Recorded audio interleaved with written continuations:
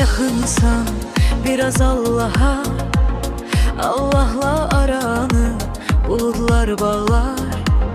Gelirəm yanına qalanda tənha, ey uca ey koca aşina dağlar.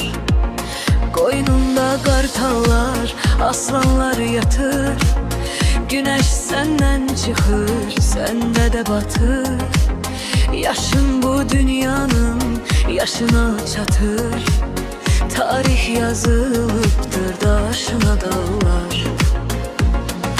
Zirveler benzeyir şahın tacına, çayların okşayır kızıl saçına. Tanrına hış vurup al yamacına, heyranam gözüne kaşına dağlar. Zirveler benzeyir şahın tacına, çayların okşayır kızıl saçına. Tanrına hış vurup al yamacına, heyranam gözüne kaşına dağlar.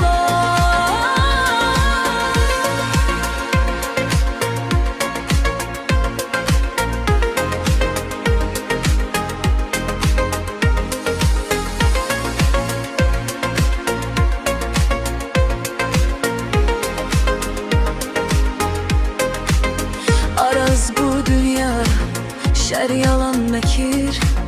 Zirveye çıkmanla hilal gerekir. Gecede gündüzde keşin çekir. Kartallar dolanır başına dağlar.